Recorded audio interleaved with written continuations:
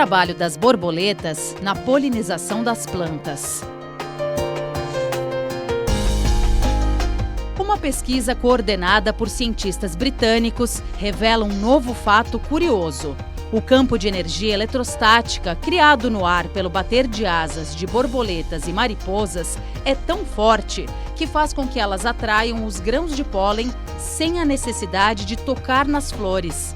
Esse campo elétrico aumenta a eficiência da polinização das plantas.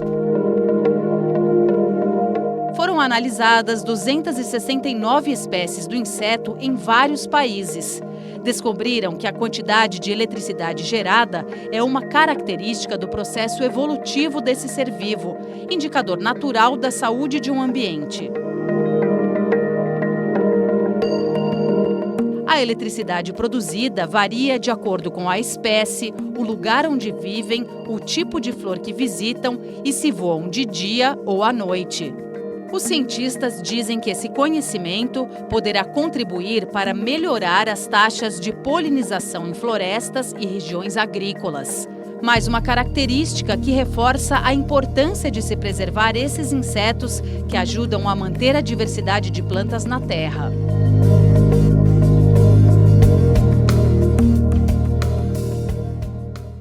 Está no ar o Repórter Eco, com informações importantes em busca de um futuro melhor.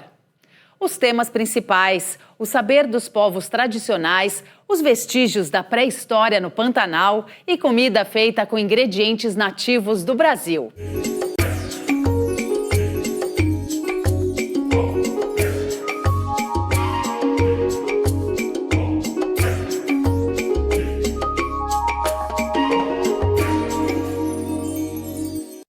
Veja os detalhes do programa de hoje. Quilombolas do litoral norte paulista, em parceria com cientistas, lançam livros sobre o uso sustentável e preservação de plantas nativas, como a taboa.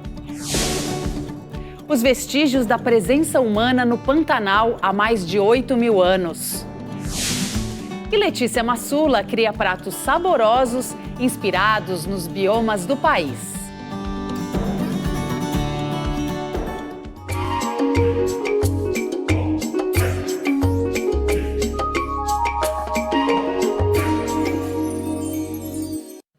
Quilombolas de Ubatuba, no litoral norte paulista, lançaram guias sobre o uso de plantas da Mata Atlântica e uma publicação sobre colheita e preservação da taboa, encontrada em margens de rios.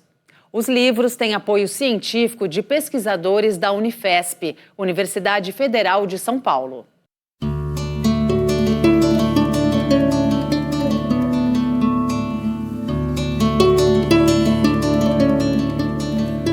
Medicina, culinária, artesanato, usos tradicionais de plantas da Mata Atlântica revelados por comunidades quilombolas do litoral paulista.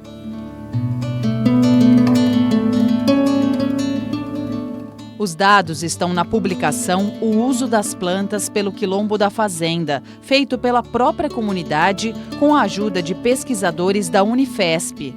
Ao todo, foram registrados 435 tipos de utilização de 221 plantas. As informações foram coletadas na pesquisa participativa de etnobotânica, idealizada e coordenada pela bióloga Eliana Rodrigues. A etnobotânica é uma disciplina que busca o entendimento da percepção de diversas culturas sobre a sua botânica, seu ambiente, as plantas. Mediante ferramentas da academia, ele capacita essas comunidades, essas populações, essas culturas, para que elas mesmas façam o registro dessa percepção, desse conhecimento, desse saber, né? Então, isso é muito importante porque isso tem uma conexão muito forte com o tema que é a propriedade intelectual, né? O direito à propriedade intelectual. Então, na medida em que eu registro a minha própria cultura, na minha língua, eu tomo a decisão de o que eu faço com isso depois. O método da etnobotânica participativa, usado pelos pesquisadores, foi desenvolvido junto a quilombolas da Mata Atlântica em Ubatuba, para a produção também de um guia de cultivo e coleta da taboa. A planta aquática nativa da Mata Atlântica é usada em artesanatos para a geração de renda das famílias. Então foi feito o guia, né, de recomendações de boas práticas para o extrativismo sustentável da taboa, com base, né, como a etnobotânica participativa, com base no que os quilombolas já realizavam no local para o manejo e extrativismo da planta. Então, um mapinha da área, uma introdução sobre a Mata Atlântica, que é onde a comunidade está inserida, um pouco sobre o quilombo, né, imagens, né, do local para também atrair as pessoas. E no final, as recomendações do que foi feito, de acordo com a lua que pode coletar, que lua que não pode, a altura da planta que se coleta, então deixando sempre a raiz para ela poder brotar de novo, coletar a cada 3 meses para ela ter esse tempo de regeneração. As comunidades quilombolas colhem as folhas das taboas. As maiores e sem flores são secas ao sol. Mãos habilidosas, então, trançam a palha que se transforma em esteiras, bolsas, chapéus, tapetes. A quantidade coletada é definida de acordo com a demanda por artesanato. O Quilombo da Fazenda está inserido no Parque Estadual da Serra do Mar, uma unidade de conservação. Por isso, para que a taboa possa ser utilizada, é necessário apresentar um plano de manejo e extrativismo sustentável, como explica a engenheira florestal Sandra Pavan. Quando você fala de sustentabilidade, você tem algumas perguntas básicas que têm que ser respondidas. A primeira pergunta é como fazer a extração?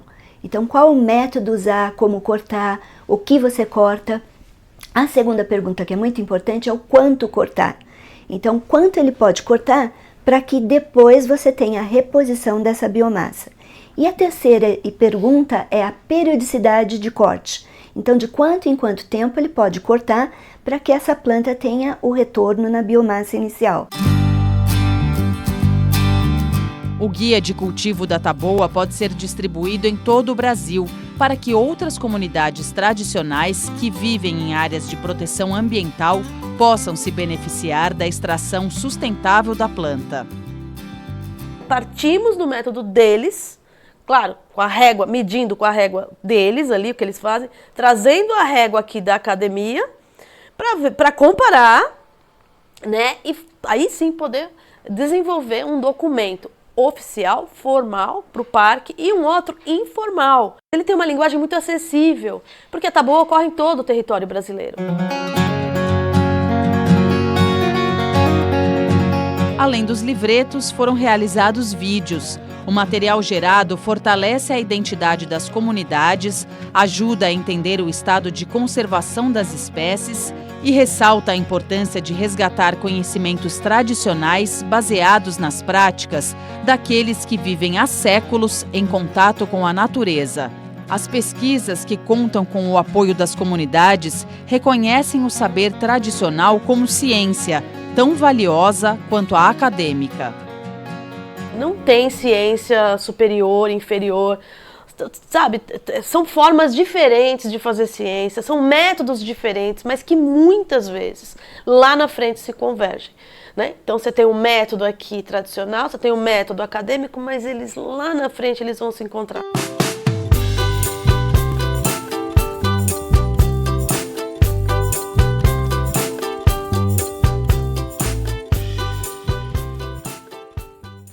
Você acompanha logo mais aqui no Repórter Eco.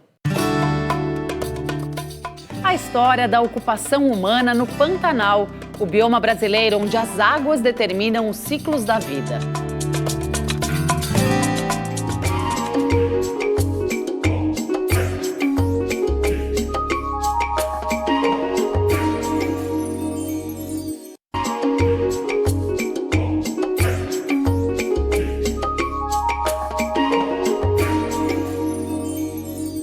A presença humana no Pantanal remonta a pelo menos 8.000 anos. No livro Pantanal, Origens de um Paraíso, os autores descrevem a ocupação da maior planície alagável do mundo.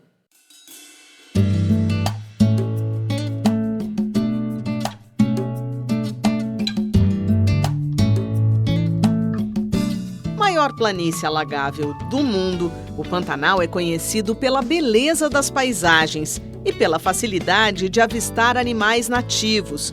O que muitos desconhecem é a história da ocupação do espaço, contada no livro Pantanal, Origens de um Paraíso, dos pesquisadores Pablo Diener e Maria de Fátima Costa, professores aposentados da Universidade Federal de Mato Grosso. Há vestígios comprovados de uma presença humana há mais de 8.000 anos. Eram mulheres e homens que ali viviam manejando instrumentos de pedra, viviam da caça, da pesca, da coleta, e nós sabemos das suas presenças pelos 2 principais vestígios que eles nos deixaram, que são as pinturas e as gravuras rupestres e também os aterros, também chamado de aterrados, aterradinhos. É uma região cheia de paisagens bonitas e cheia de uma diversidade fabulosa de animais.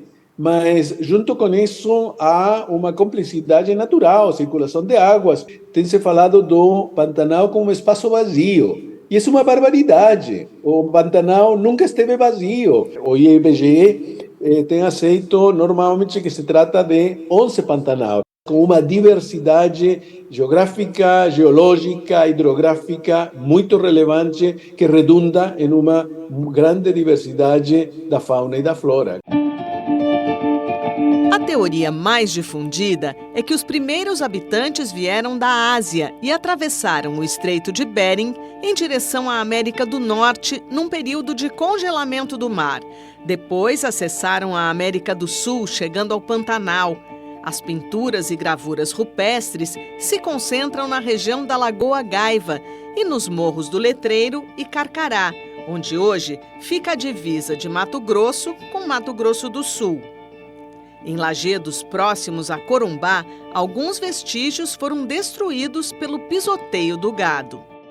A gente entende o significado delas? Estudos recentes têm mostrado que aquilo era uma linguagem figurativa, que os antigos habitantes mediam, por exemplo, o nível da água, percebendo o período de seca, vazante, e a enchente. Então eles poderiam planejar o seu deslocamento para as áreas que ficavam mais secas, e mesmo aqueles que passavam todo o tempo da grande enchente vivendo dentro de canoas. Também demarcavam territórios, e ainda como uma questão da própria cosmovisão, como eles viam o universo.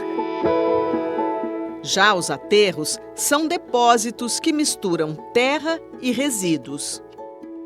Eles foram sendo montados com restos alimentares, sedimentos de múltiplos materiais orgânicos e coberto por camadas de terra e vegetação, restos de concha, moluscos. Seria mais ou menos como os sambaquis no litoral, né? E depois se torna um lugar fértil, né? Se desenvolve a agricultura. Ainda hoje não se sabe quem primeiro construiu esses aterros, quais foram os grupos que iniciaram, mas se sabe que um dos grupos que ainda sabe manter, ou talvez o único, são os Guató. A presença indígena é lembrada na publicação, assim como a dos colonizadores espanhóis, que deram o primeiro nome ao Pantanal, Laguna de los Charaés. Eles vinham do litoral em busca da chamada Terra das Notícias, uma referência ao Império Inca no Peru, onde havia muita riqueza. E ali também, onde moravam os índios, os indígenas da nação Charaés, que tinham ouro prático. De fato, a Laguna de Charaés é um mito geográfico, né, que vai ser desfeito ou desaguado com a presença dos brasileiros, que quando começam a entrada para a região em busca de índios, né, para escravizar, e de riquezas minerais. Expedições científicas também são relatadas no livro, mas a biodiversidade não estava em foco, mesmo na expedição Langsdorff, que considerava o Pantanal apenas um local de passagem para a Amazônia. Os autores de Pantanal, Origens de um Paraíso, também descrevem os processos naturais do bioma. Ele alterna secas e enchentes, com as águas que vêm das nascentes dos rios que ficam no Planalto. A planície pantaneira recebe todos os impactos do que é feito ali. A maior área alagada do mundo vive incendiando agora. Essa ocupação atual preocupa muito, professor? O excesso da pecuária, o pisoteio desmesurado das terras, o excesso da agricultura utilizando agrotóxicos, a mineração está sendo um fator horroroso de contaminação, com uma perspectiva muito de curto prazo, muito de lucro a curto prazo, sem nenhuma perspectiva histórica de conservação de um espaço delicado. Ali existe toda uma preocupação de se manter suas nascentes, que sem essa relação de planalto-planície, o Pantanal não existe.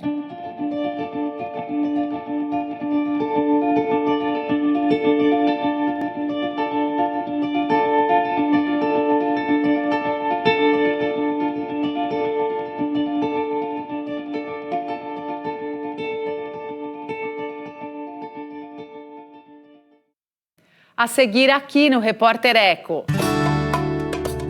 Você vai conhecer as receitas da cozinheira Letícia Massula, inspiradas nos biomas brasileiros.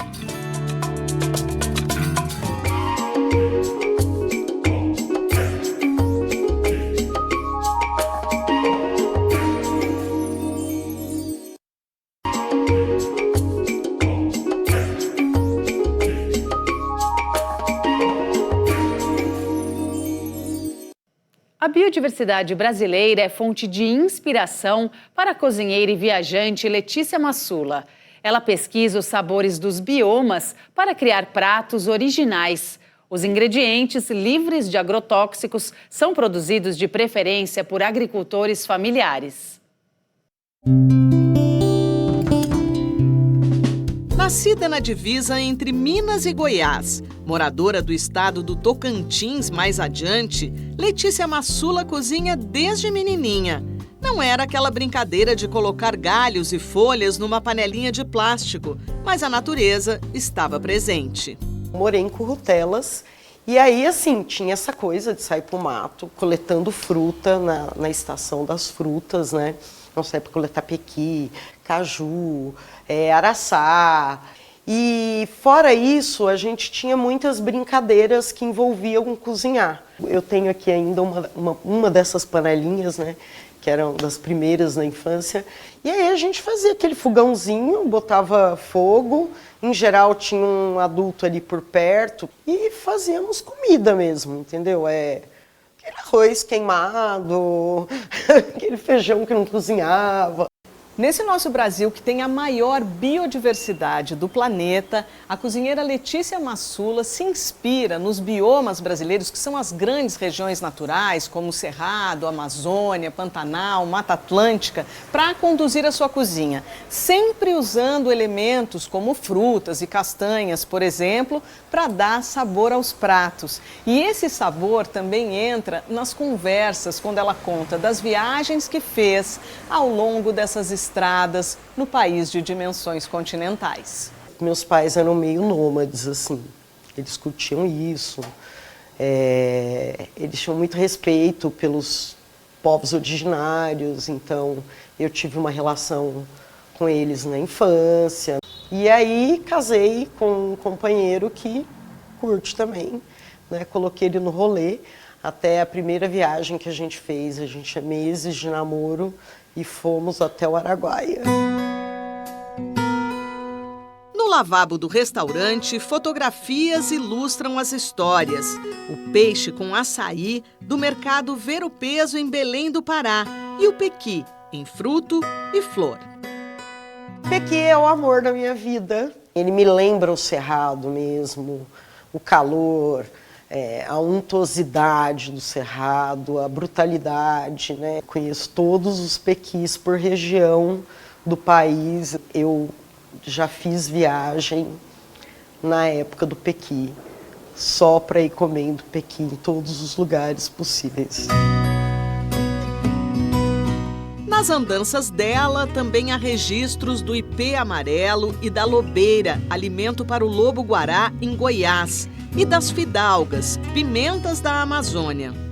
Tem preparos que são de estação seca, tem preparos que são de estação úmida.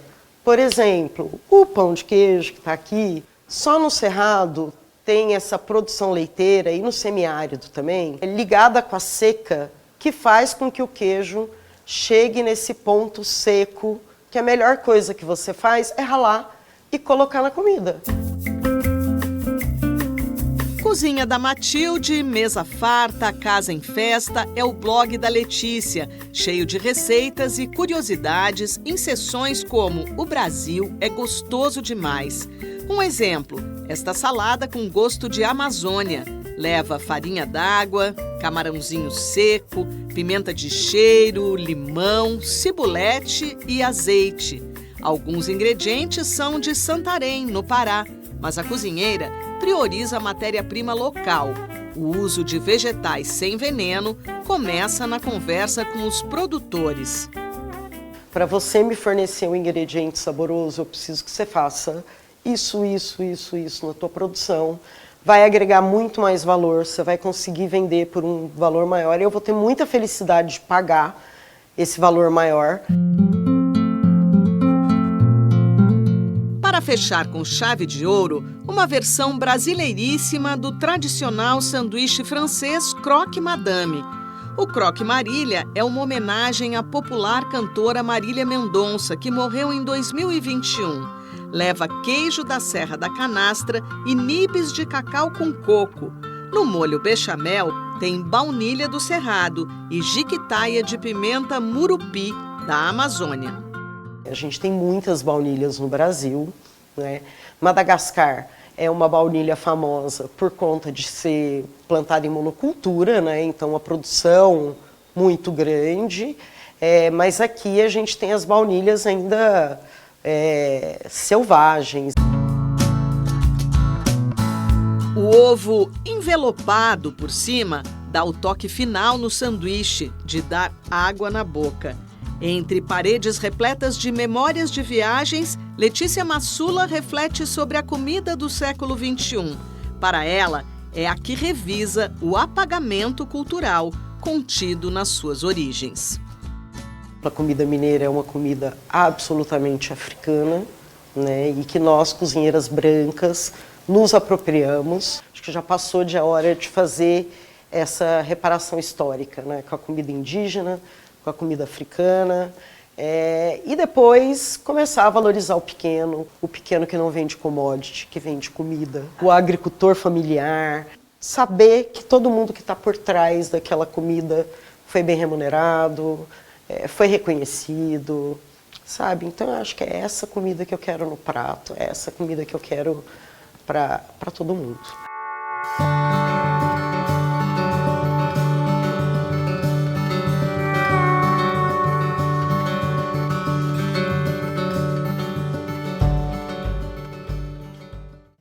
Por hoje é só. No próximo Repórter Eco, você acompanha mais projetos, ações e pesquisas por um mundo melhor para todas as formas de vida na Terra. Até lá!